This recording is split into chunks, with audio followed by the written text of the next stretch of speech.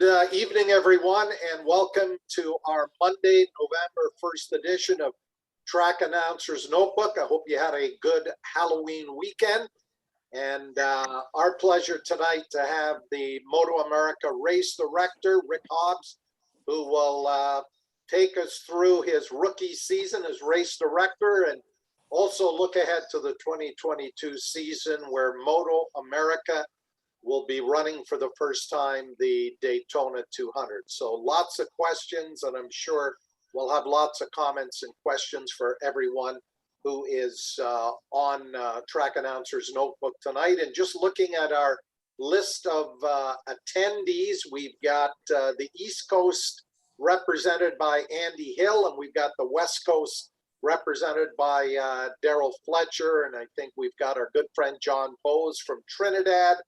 A little warmer there, I'm sure, tonight than it is in Toronto, and also our good friend Henry DeGao down in South Florida. So welcome everyone who have joined us tonight. Looking forward to the next hour, but as always, off the top, we go to Stuart Nodell and Nodell's notes. Yeah, thanks, Pat. Just want to welcome Rick for joining us. And I'll kick off the Nodell's notes here, Pat, first with Chris Ellis, since you and Chris are obviously very close personal friends. Well, Chris had a lot of friends in the motorcycle industry and motorcycle racing circles. As you know, we lost Chris back on March the 29th. And when they had a celebration of life back in August up in Muskoka, we did a collection, 14 people each donated $100 US to put up this plaque. You see the artwork there. Bill Petro and Kim Thompson put this wonderful artwork together that'll be the basis for the plaque that'll be going up during Daytona Bike Week at the Daytona 200 Monument. And again, our thanks to the 14 friends of Chris who donated to make this possible. And we'll be there for sure, as I'm sure many of his friends, for the unveiling of this plaque. But again, our thanks to Bill Petro and Kim Thompson who did the artwork, and the words there were contributed by Chris's wife, Christine Ellis. And then another sad news, Pat, just early last week, Paul Smart passed away in a motorcycle accident that was on the road in England. Yeah, very, very sad. You know, when you think Paul raced all over the world and perhaps known for that Paul Smart Ducati that he had some incredible rides on. But yeah, it's been a year, Stuart, when we've lost so many of the greats, including, of course, earlier Yvonne Duhamel, and now Paul Smart, and just last week Wes Cooley. So another great rider no longer with us. Yeah, I was fortunate my last year of racing, Pat. I did actually race in that Canadian Thunder Twins class aboard a Paul Smart Ducati. So I felt fortunate to get that opportunity. And here's a picture of him in action racing against Mike Halewood in 1972, and that's the year that he famously won at Imola. Yeah, that was certainly a classic era for motorcycle racing. Love the the goggles and the open face helmet. Yeah, something. It looks like he was at a go-kart track where you rent those go-karts and they have the no bumping signs on the back of them. And then actually in sharing further news, I know Don MD was good friends of Paul Smart, and they raced together back in that era. And he's actually launching this book, Freddie Ludlow, His Life on Two Wheels. And if anyone has an opportunity, go to mdbooks.com website for $45. He's done it as a scrapbook. And Don MD is an awesome follow on social media for anybody that's interested. He's got a lot of great content, and he's obviously a friend of the show. So I thought I'd share this information, Pat. And also with Remembrance Day just around the corner, it's pretty fitting that a former World War I vet was also a national champion motorcycle racer. Yeah, Don has done some wonderful things in the world of motorcycling, including winning the 1972 Daytona 200. And hopefully, this March, it'll be the 50th anniversary of that win, and they'll be doing some special things down at the Daytona 200 Monument, and who knows? I'm not sure who organizes the opening ceremonies before the Daytona 200, but I think it might be fitting to have Don there and to commemorate his win in 1972. Yeah, that would be awesome.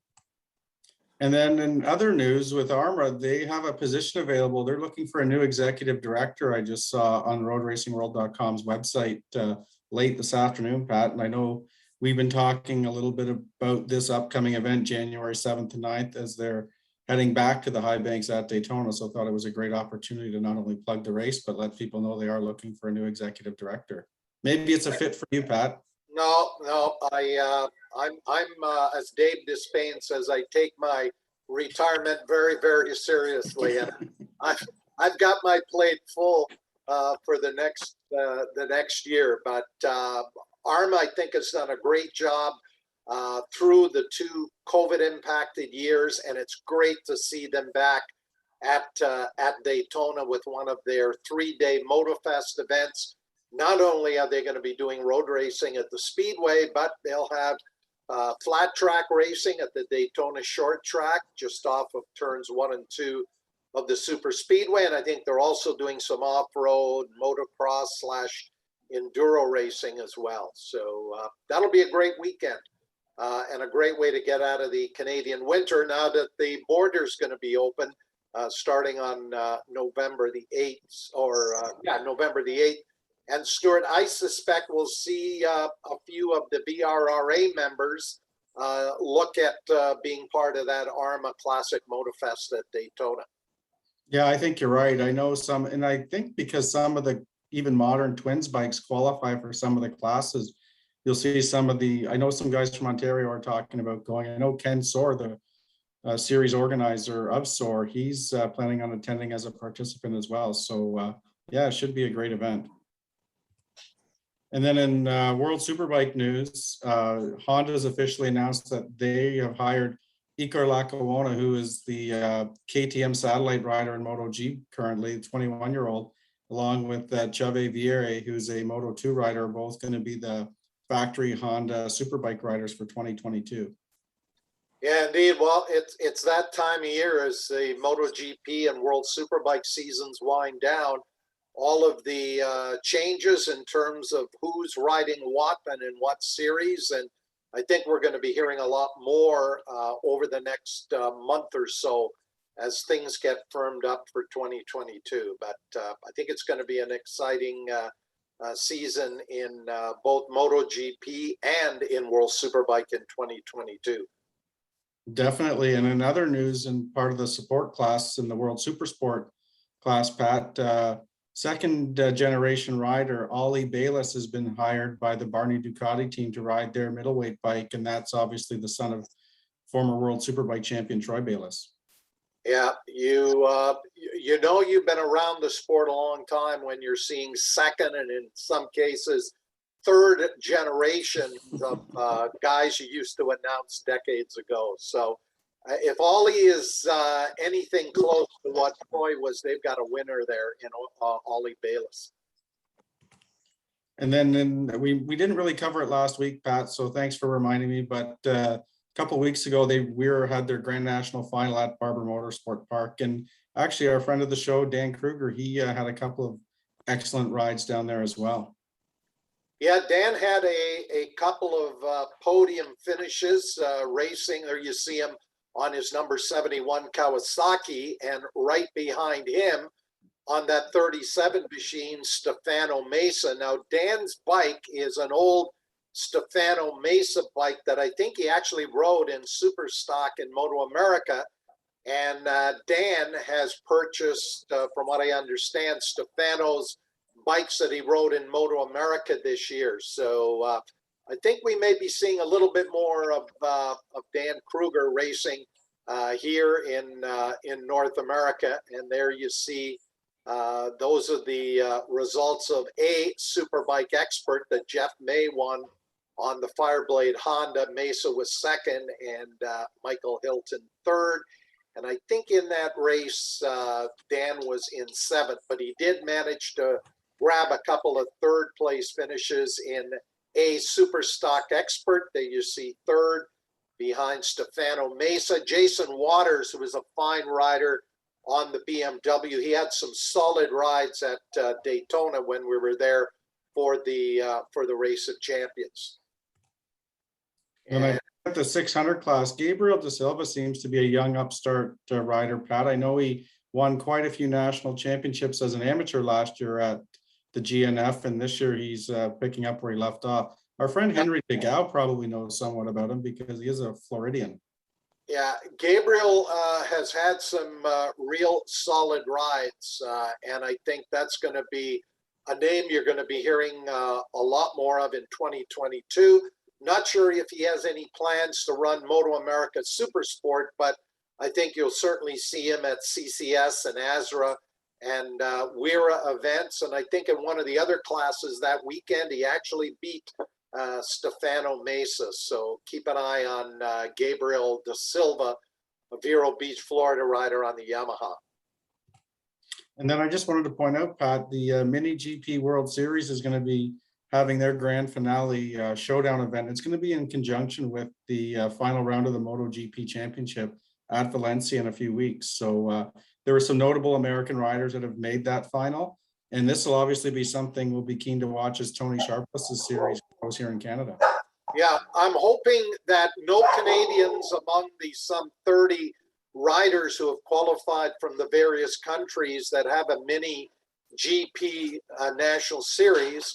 And I'm hoping that whether it's in 2022 or 2023, with what Tony has started with the Supersonic Road Race School and the series she's looking at running, that there'll be some Canadian riders heading over for the World Series of the Mini GP, of course, racing those smaller displacement, smaller chassis Ovale machines. And that's it for Nodell's notes, Pat. I look forward to our conversation with you and Rick. Okay, so Stuart, while we were going through Nodell's notes, I think right off the top, let's go to the Q&A. And again, we invite everyone who has joined us tonight for our conversation with Rick Hobbs to make lots of use of the Q&A. If you've got a question, a comment for Rick, please pass it along and Stuart will cover it. But Stuart, looks like we've got 3 or 4 questions or comments there for Rick. Well, first we'll let Rick know that Pete and Carol Swedish are on the call with us, and they're racing super fans, and they would like to say that Rick was the first race director in their memory that received absolutely no complaints or criticisms during the season, and their feeling is that he is the right guy for a very difficult job, and them and all their motorcycle racing friends hope that Rick returns. Rick, are Pete and Carol right? You got 0 complaints in the complaint file, or are they just dreaming here tonight? Well, I would like to think that I had 0 complaints, but I think that's a stretch, Pat. I'm sure that there was 1 or more people that were unhappy with me at some point. So. All right. Well, we'll talk about that a little bit later on. Stuart, what else have we got in the Q&A? Just a continuation that if Rick could give some of his thoughts on the rules packages and ideas in the areas that may be improved, like jump start penalties, for instance. Rick, you want to tackle that one? Well, I'm not sure what Stuart's referring to exactly. We did have a change, excuse me, in our standard operating procedure on jump starts this year. Previously it was kind of any jump start penalty resulted in a ride through, which myself and others thought in many instances was too severe of a penalty for the infraction. So we did change that, and our minimum penalty now is an additional 5 seconds added to your time, overall race time, if it's a standard jump start, let's say, and we have discretion to either make it a more stringent penalty, or in the case of a rider not gaining any advantage by jumping the start, then we can decline to penalize them at all.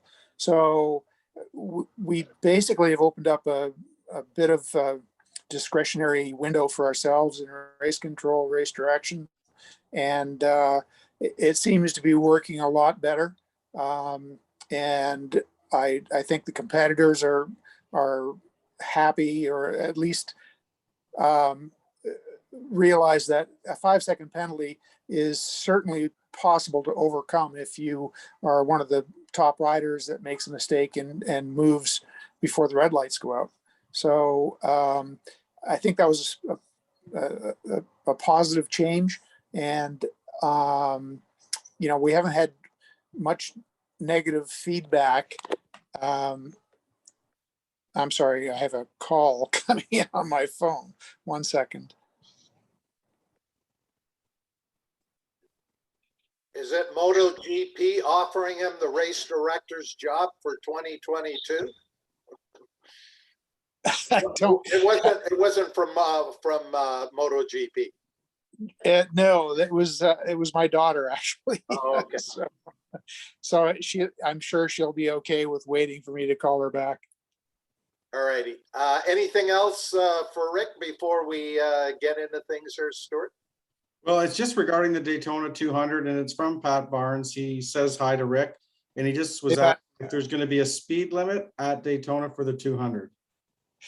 To be honest, I haven't looked that carefully at the procedural rules. I'm not part of that process, so really, I only I'm part of the group of 3 that enforce the rule book. So I do need to sit down and peruse all of that. Short answer is I don't know for sure, but I would be surprised if there isn't a speed limit of some sort. Yeah, Rick, just from what I've heard conversationally, of course, there hasn't been a speed limit in recent years under the auspices of ASRA and CCS, but from what I understand, a 16-mile-per-hour speed limit, I believe, is being looked at, but I don't think all of the rules and all of the specifics of the 200 have quite been worked out. I think there's still ongoing conversations with all of that. Yeah, I would say that that's accurate, Pat. I believe that it's a work in progress, and they're looking at all the options and pros and cons. For me, post race season, I kind of took a little break and finished our travels. And well, I'm not finished yet, to be honest. I'm still on the road in our travel trailer. So yeah, once I've kind of settled down from the previous season, I will be looking at all that stuff more carefully, and familiarizing myself with what changes they've made in the rules. Stuart, anything else in the Q&A? I'll just do this one last one, Pat, and let you guys get to it. It's a 2-part question. Most naturally talented rider Rick has ever watched race, and then the most talented that he's ever personally worked with. Wow. Okay. So first 2-part question. First part, most naturally talented. Gosh. That's so hard to say, because there's so many guys that, and over the years, I've seen so many really talented riders that, I've never really even thought about that, because, for me, I tend to focus in on my own riders and just trying to provide them with the best package technically that I can, and then work with them on their thought process and approach and all that. I'd have to say, without without going over the edge of stepping on somebody's toes, I think our late friend Art Robbins would be probably one of the most talented guys that I've worked with. As far as any rider in the world that I've observed, you know, the most recent is what sticks in your mind, and I would say Mark Marquez would probably be that guy. All right, that's it, Stuart. Yeah, you're good to go, Pat. So, Rick, if we can look at the 2021 Moto America season as the start of school and then graduation took place at Barber. What were your sort of expectations going in and your perspective on the whole job and how challenging and difficult it would be, maybe back prior to Road Atlanta?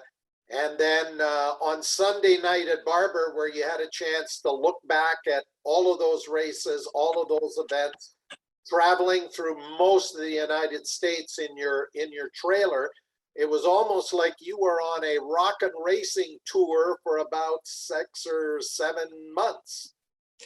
Yeah. How did your perspective change? I think I definitely got more comfortable towards the end of the season in my role, and felt a little more confident in my decision making and so on. And I think that's pretty much it.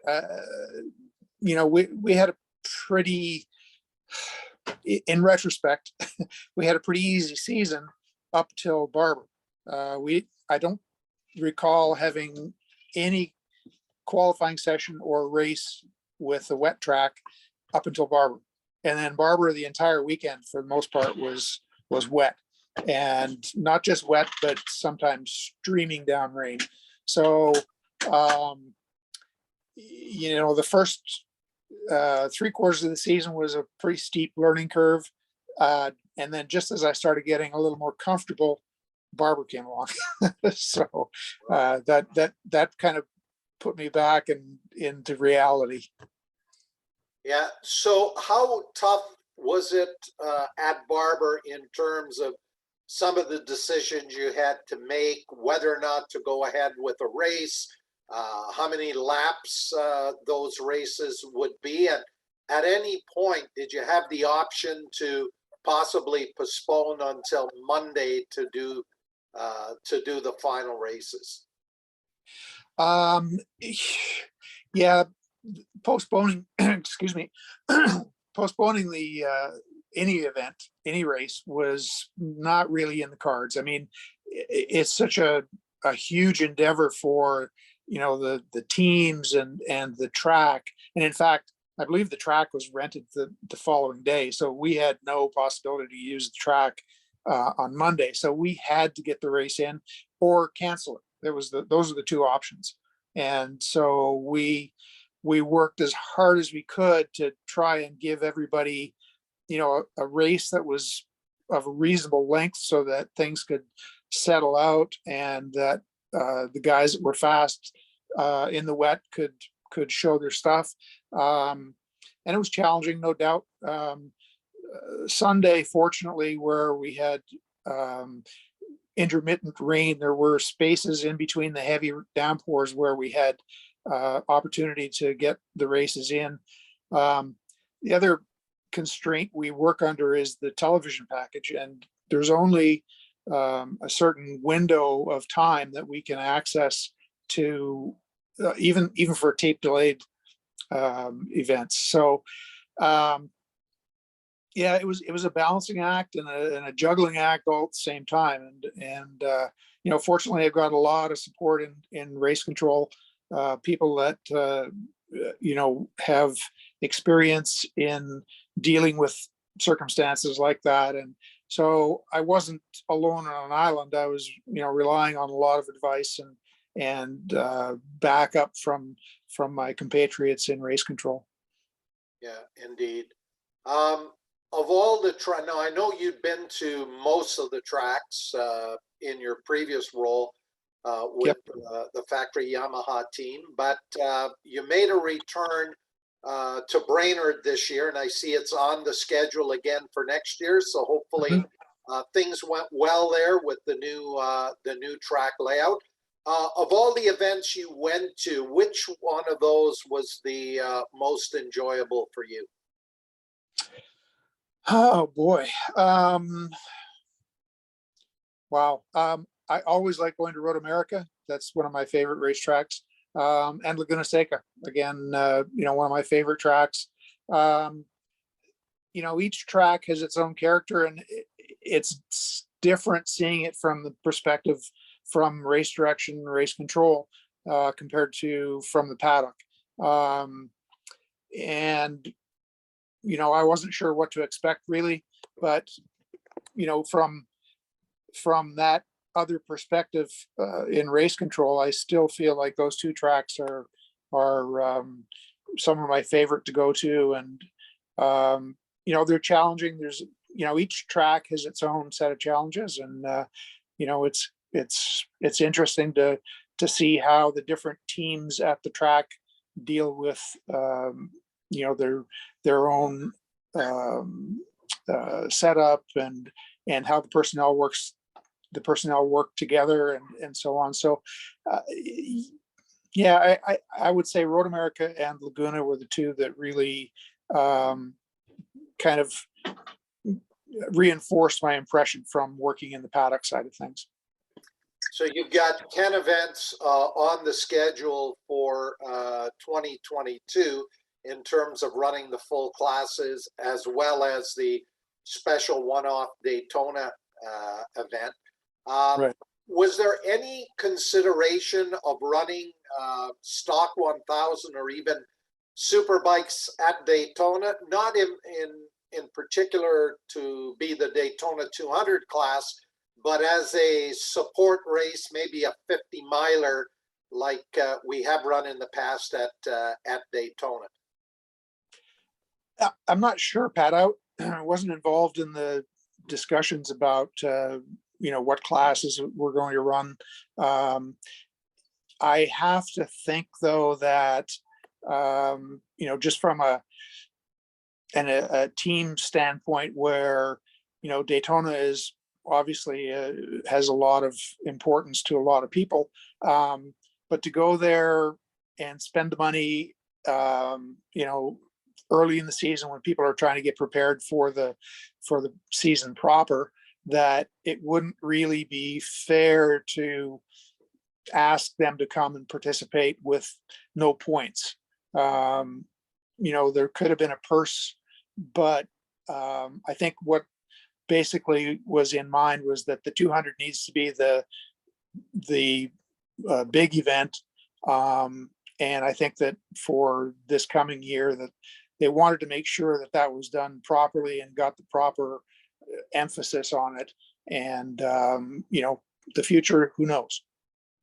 Okay, I want to come back and delve much deeper into the Daytona 200, but I think, Stuart, we've got a bunch of questions for Rick. Yeah, we do, Pat.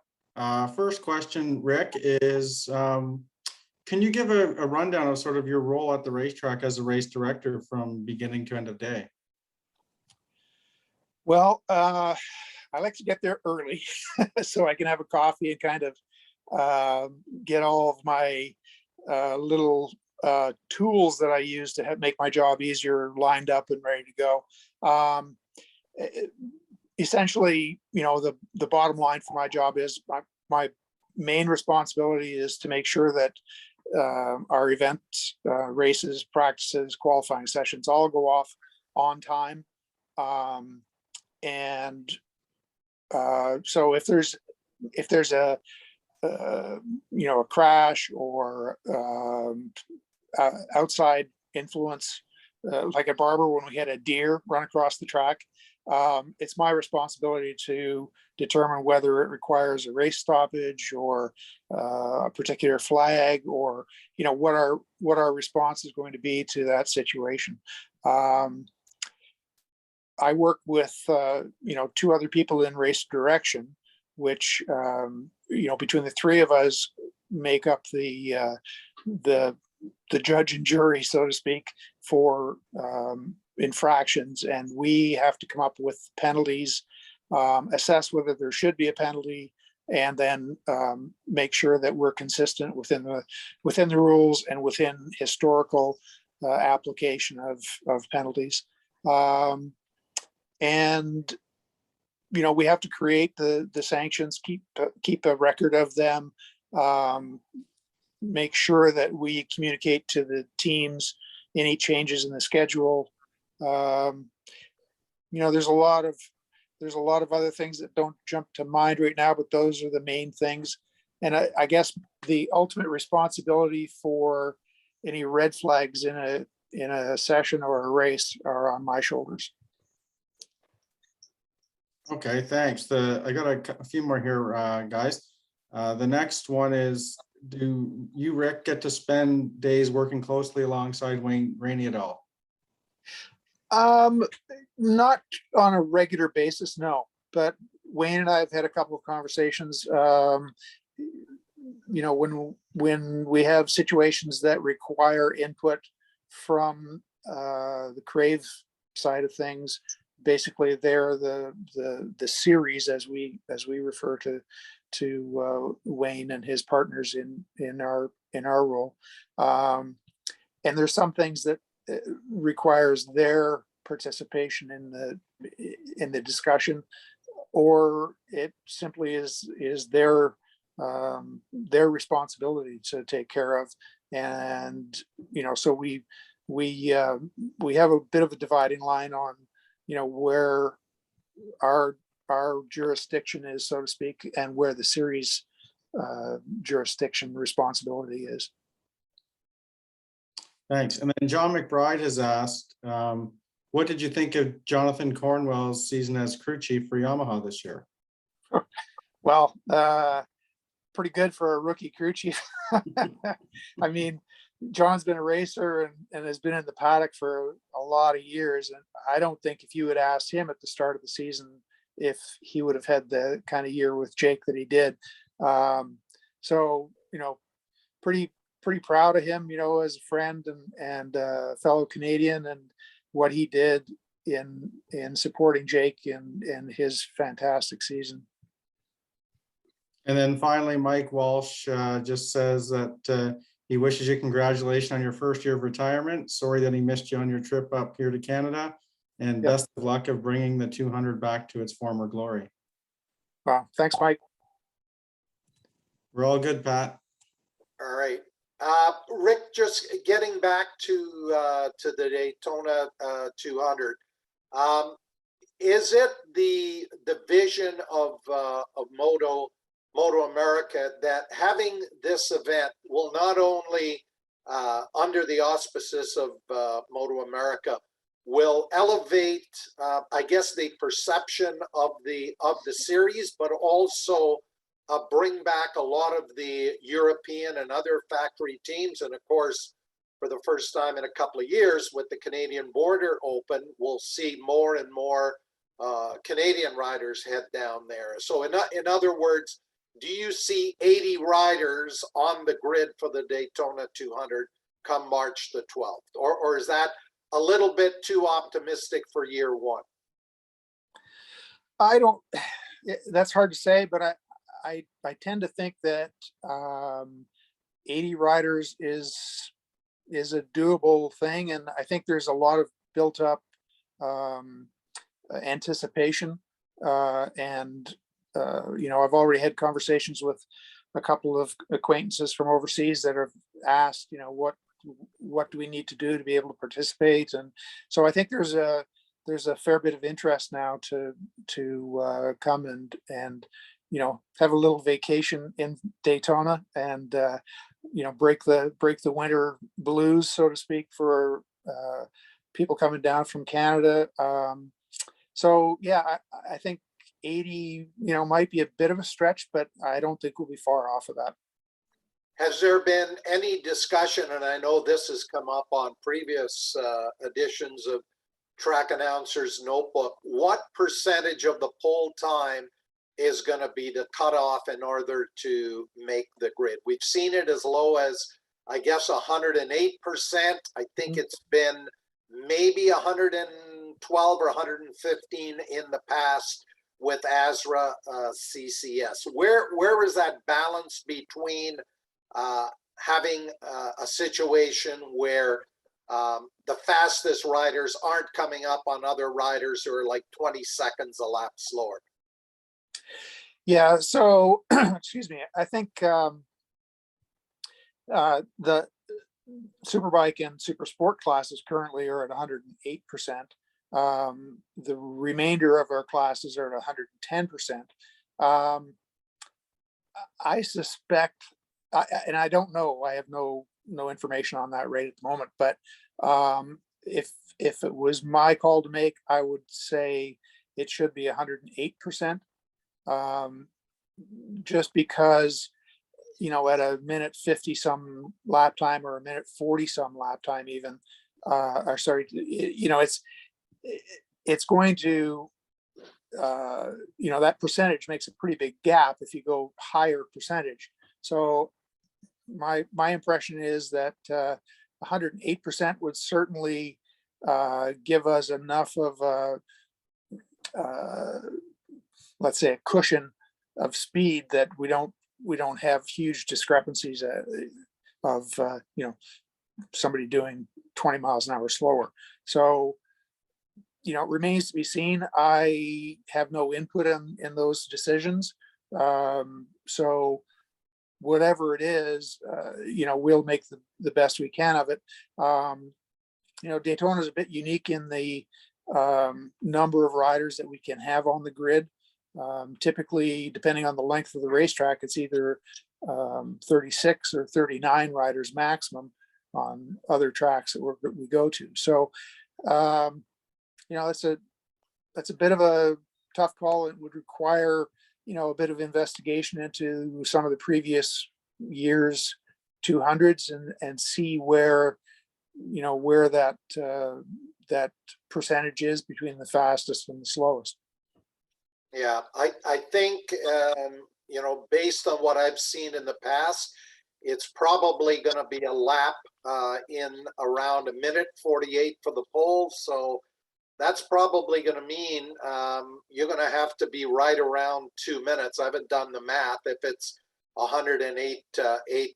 So it's going to be real tight. And I would say if we go back to earlier this year and look at where the cutoff was, there's probably, I'm guessing, 15 or 20 riders based on 108% who would have not started in this year's Daytona 200. But I mean, that's the trade-off, I guess, in terms of having it as safe out there as possible for the fast guys, and then allowing very good, competent riders an opportunity to make the grid. But it's going to be tough, I think, for a lot of good riders if it's 108%, which is a distinct possibility. Right, and we have some discretion on that as well. If for instance we see we've got a large quantity of riders that don't make the cut, and there's riders that in that group that have extenuating circumstances, where they either had bike problems or a crash that they lost track time or some things along those lines. We have the discretion to put people on as provisional entries, and we look at that very carefully and take into consideration, has the guy gotten faster through every session for the event? Did he have extenuating circumstances that prevented him from getting a good qualifying time? So there's a possibility for us to put people on the grid that didn't actually fit within that 108%. And, we have some very experienced people in race control that I work with to determine whether, somebody should be on the grid as a provisional.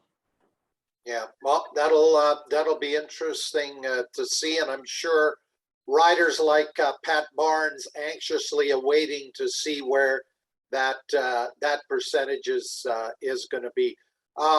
Rick, have you been in discussions in addition to the super sport class that'll be the class for the Daytona 200, the opening round of the King of the Baggers, and I believe there's also a Moto America Twins race that is also going to run on the weekend. Any sense as to what the schedule is going to look like? I assume Friday is going to be practice and qualifying with the race going on Saturday, but where do the other two races fit in on the schedule, or is that to be decided? I'm pretty confident that that's been discussed at length, but I don't think that anything has been cast in stone at the moment. You know, obviously the 200 takes precedent, and their sessions will certainly be longer. But beyond that, as far as minute by minute schedule, I don't know at this time.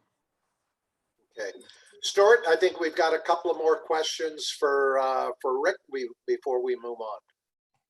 Yeah, thanks, Pat. I'll get to our first one, and it's from our friend Darryl Fletcher, and obviously Rick knows him from the West Coast. First, Yep. We have to apologize to our West Coast friends as we have this East Coast bias, and the timing of the show is probably less than ideal. But he has way too many good things to say about Rick to type them all out, but just wants Rick to know that he's very, and everybody else out there is very proud of Rick and his roots with the Westwood Motorcycle Racing Club. They remember him as far back as the late 80s, as always approachable and helpful, even to the B-type competitor like himself. Penny and I were very thrilled to be invited to visit Rick at the Yamaha pit a couple of years ago at COTA. Interesting connection is that they've just acquired the late Tom Walters Superbike that was tuned by Rick. Yeah, that's great to see that Darryl has taken that on, that responsibility for Tom's bike. I couldn't think of anybody that would be better suited to have that bike and give it the attention and the what's the word I'm looking for? The proper respect that it deserves. And yeah, I remember days at Westwood, and especially one in particular that involves Tom and Darryl. And while I was working for Tom, our first race of the season, the first time into the hairpin at Westwood, and Tom thought he would use Darryl as a brake marker. And so when Darryl went to the brakes, Tom waited a second before he went to the brakes and realized too late that Darryl's brake markers were the better brake marker, and Tom wound up on the ground on that one. So anyway, that's just one of the many memories from Westwood. Anything else, Stuart? And Darryl, thanks for being on the show tonight.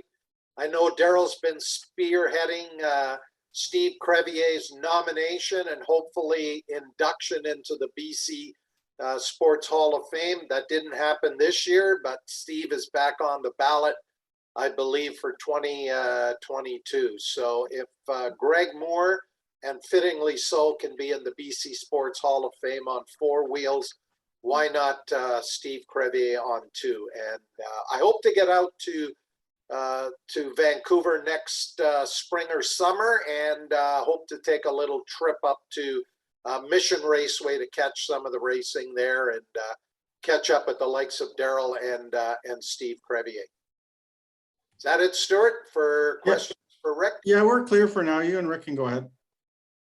So, Rick, we talked a little bit earlier about the 2021 season, and only the one race at Barber where you had the bad weather. Other than that, it was pretty nice. How much did you get a chance as race director to go back to your old territory and walk through the pits or go into the paddock and chat with any of the racers, or guys like Jonathan Cornwell and Darren Marshall, who I think did a lot of his work remotely, from what I understand? Yeah. it's, it, that's one of the aspects of the job that really, I would change if I could, because essentially from Friday onwards, I'm locked in a room. I go in at 6:30 in the morning, and I usually don't come out until 6:37 at night. And the only time I really get to interact with any of the riders or crews are if they've had to come up to race control for speeding penalty, or something along those lines. And once in a while there's a question, and the guys, and I try to encourage everybody to feel free to come and ask questions if they have something of concern, or make suggestions if they feel that we could do something better. But yeah, as far as me going and walking the paddock, I try to do that on Thursdays. But even on Thursdays, we have a pretty full day, so I try to sneak in a visit here and there when I can. But it's not as much as I would like. So Rick, as I understand, we were talking a little bit earlier about the Rick Hobbs tour, that you had a travel trailer that you were on the road for much of the season. Barber ended a few weeks ago. Where have you been going to, and when do you get back to your permanent home? Well, let's see. We kind of meandered home from Barber to Havasu, Lake Havasu City, Arizona. We were there for, I think, a week before we left to go to California for 2 weeks. We were back from California earlier this week, last week, and then hit the road again this morning. So we're currently just outside Sedona, Arizona. Going to do some mountain bike pedaling and a little sightseeing, and then return home on Friday. And then should be home for a while after that. And then, March, I'm not sure how I'm going to handle travel to Daytona, because it kind of is a little island in time there. So I don't think we'll do the RV thing for Daytona, but who knows, maybe. But it was great getting to tour the country and see a lot of the sites that I've flown over or driven past and never had a chance to see. And it was really nice to have my wife with me as support and companionship and so on. It was a really, really nice thing to do, and I would like to do it again next year. And now that we've had one season under our belts, we have a little better idea of how to prepare and book things in advance, so we're not scrambling to try and find somewhere to park. And so, Rick, at the end of the season, I'm not sure who your direct report is, whether that's Wayne Rainey or other people in the Moto America management group. Did they have any kind of a conversation with you to say, hey, Rick, we think you passed the audition, and now we'd like you to keep going and be our race director for 2022 and maybe beyond? Well, I would say that only based on conversations that we had during the season and at the final event, that I didn't mess things up too badly, and I'm hopeful that they're going to invite me back. I would love to be part of it again. It was quite different from working in the paddock all those years, but it was equally satisfying, when we had a good event and people were giving us a thumbs up, for an event that went smoothly. And some of the things that we've implemented, like the change in the jump start penalty and so on. I think that's a positive thing. And I don't have a medal to show that they're that pleased with my performance, but I think by and large I had some pretty positive feedback. Well, if Pete and Carol said you did a great job with no complaints, that's good enough for us. And while you're speaking of Daytona, our mutual friend Frank Ciampini of Team Ciampini has retired and has a place in Daytona. So you Yep. might be okay there for Daytona 200 Bike Week. Rick, Well, as a guy who grew up in the heyday of Superbike racing, and as recently as a little over a year ago was there running a Superbike team. What is your whole take on the King of the Baggers that's going to kick off at Daytona? You've gone from 3 rounds to 6 rounds in 2022. And what's the level of excitement and anticipation that the King of the Baggers series is going to bring a whole new group of fans to Moto America racing? yeah, I have to admit, initially, I wasn't that keen on the baggers concept, but after seeing the fans' response, and honestly, the racing was really good.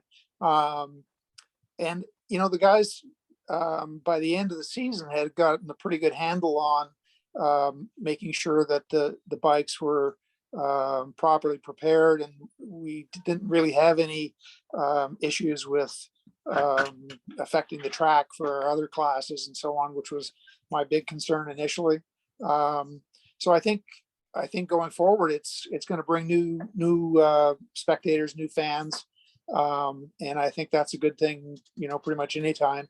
And like I said, the teams in that class have done a great job in upping their game and making sure the bikes are competitive and safe. And I think that the biggest issue we have with the baggers right now is we need more corner workers for when they go in the gravel, because they are pretty heavy, and 2 corner workers is not enough to pick them up out of the gravel. Yeah, indeed. Last year you had Cameron Beaubier move to Moto 2, and now Sean Dillon Kelly also going over to race in Europe. But it's a bit of a two-way street, because I'm looking at some of the new riders for next year. You've got a young, talented 16-year-old from Australia that's coming over here to race Super Sport. So it seems to me that Moto America is being looked at as sort of a proving ground for some world-class riders, and you've sent over, now with Sean Dillon Kelly in back-to-back years, your Superbike and now your Super Sport champion. Yeah, I think the series has a great deal of respect around the world, and I think the fact that we've had world caliber riders come and face a real challenge in our series. They haven't just come over and dominated. So I think other teams and competitors around the world look at that and go, well, that guy's a known quantity to us, and for him to not dominate shows that the level of talent is quite high. Well, you've got Loris Baz going over to World Superbike. I don't know if it's been finalized. Stuart may have a handle on that. Petrucci, the MotoGP rider, rumored to be taking over that Ducati Panigale ride. So there's some exciting things, happening in Moto America for the 2022 season. Yeah, for sure. It just seems like every year it gets more and more interest from overseas. And, I have friends that I've made over the years that are, in other series, and they're watching.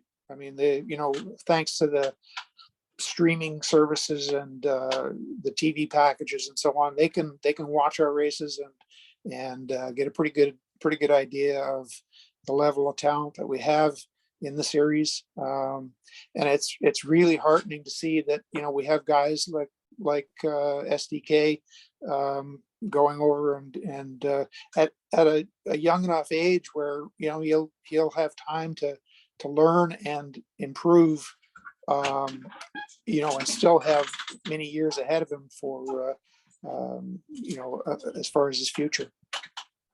Stuart, I think we've got another question or two for Rick before we wrap things up.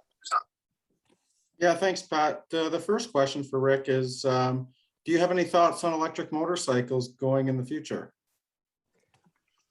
My own personal thought is, it's probably inevitable that there's going to be some form of a e-bike race. Whether that'll be under Moto America auspices or not, it's hard to say. You know, that requires a whole different infrastructure and so on to support something like that. Honestly, I don't see it happening, you know, in the next year, perhaps even two, but, you know, beyond that, who knows? And then the only other thoughts, Pat, were it was pointed out that Rick once was the crew chief for some guy named Eddie Lawson during the Daytona 200. So maybe that guy can go on his list of pretty talented riders that he's worked with. Yeah. Yeah, well, I was just going to say, Pat, that you know, that's the problem with having been involved in racing for so long is, you know, my memory is not as good as it once was, and so, you know, the names of some of the riders that I've worked with, you know, it boggles my mind even that, you know, I was part of some of those rides, and it's just, I feel so privileged to have been there and you know, worked with some of the riders that have had the success they've had. You know, my wife and I were driving a long distance. She's not gonna go. She's not coming.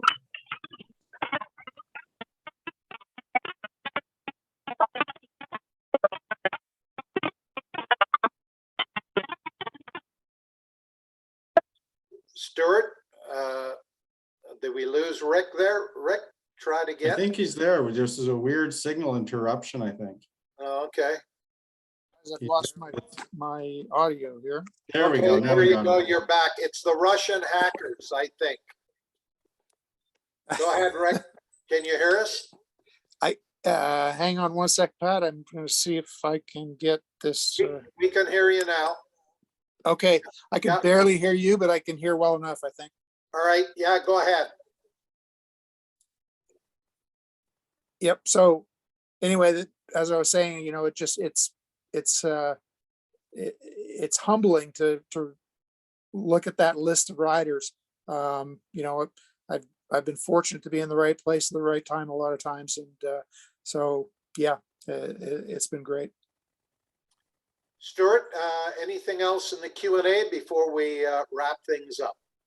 Just Nathan Naslin's wanted to congratulate Rick on his role in Moto America. It's great to see Canadians doing so well in the United States. Best of luck for a great 2022. Thank you. And Rick, hopefully you'll be seeing a few Canadian riders other than Darren James next year, and a bunch of Canadian fans now with the border opening on November the 8th, able to get to tracks such as New Jersey and you know, Pittsburgh and Road America, and of course Daytona in March. I'll be down there, as I'm going to try to convince Stuart to go down there as well. He hasn't been there for a long time, but with COVID slowly getting into the rearview mirror, you've got to be excited about the 2022 season, beginning with Daytona. Yeah, I'm looking forward to it, and I'm especially excited to have the border open again, so that some of the folks that have, you know, over the years I've been trying to catch up with, will be able to make the trip down. We made a small foray into Canada in the small break between Pittsburgh and New Jersey.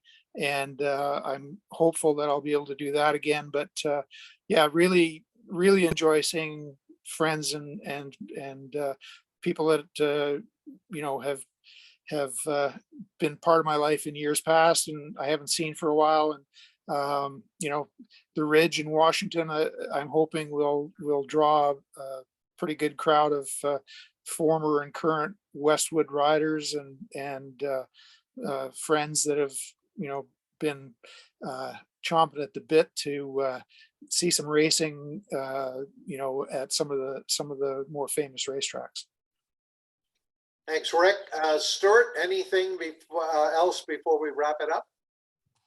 Just a lot of congratulations to Rick from most of the Canadian folks and all of his success in Moto America. Hopefully a lot of us can get down to the States to enjoy some of those races like Rick just mentioned. I guess for myself personally, selfishly, Rick, I have to ask you as a fellow mountain bike rider, what's a bucket list place to go mountain bike riding down south? Where I'm at right now, Sedona, I heard from many people, is pretty spectacular. So yeah, we just got here this afternoon. I'm going riding tomorrow. I'm going to try and ride every day we're here, but at my age, sometimes recovery takes a little longer than one day. So Stuart, anything else in the Q&A before we close out the show? Just that Darryl Fletcher said he hopes to see Rick at the Ridge next year. I hope so too. Well, maybe you could have a little Westwood motorcycle racing club reunion there at the Ridge with Rick Hobbs as special guest. On that note, I want to thank Rick Hobbs for joining us tonight on Track Announcer's Notebook, and for everyone who hopped on here and were part of the show tonight. Remember, Stuart is going to have it up on our YouTube channel, Track Announcer's Notebook, usually by Thursday.